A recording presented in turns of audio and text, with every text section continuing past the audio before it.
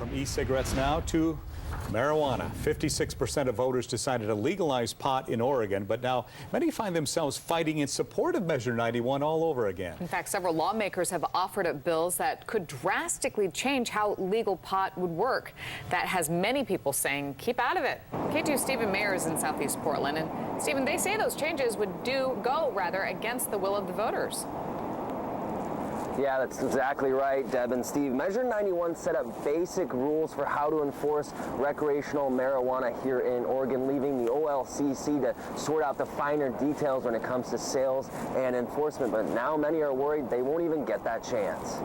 There's nothing more important to Leah Maurer than the health and safety of her 3 kids. Okay, I'll sit on your lap. The stay-at-home mom knows there's a lot to worry about these days, but she was hoping her kids getting their hands on pot wouldn't be one of them. I felt like it was time to bring it up out of the criminal market, put it in the hands of the law, let the law regulate it, let it only be dispensed to adults where it's going to be tested. She was an outspoken campaigner for Measure 91, but now she's worried lawmakers will tamper with the legislation she helped pass so much that it will defeat the whole purpose. It's frustrating when, I read the law so carefully. I said, this is it. I support this law. I support it as a citizen. I support it as a mother.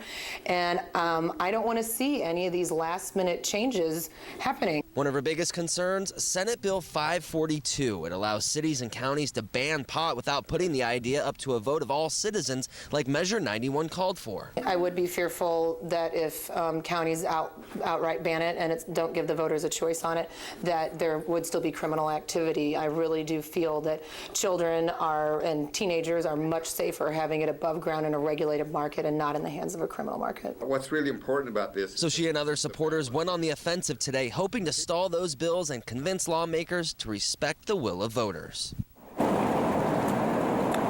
And the OLCC has only just begun studying how they're going to implement Measure 91. They still have a lot to figure out. So Maurer says that's just another reason it's way too early to start making changes. And guys, I reached out to some of the lawmakers who have proposed some of those changes, but they're wrapped up in legislative hearings all day long, so I haven't heard back yet. But of course, we'll keep you updated as the story continues to develop.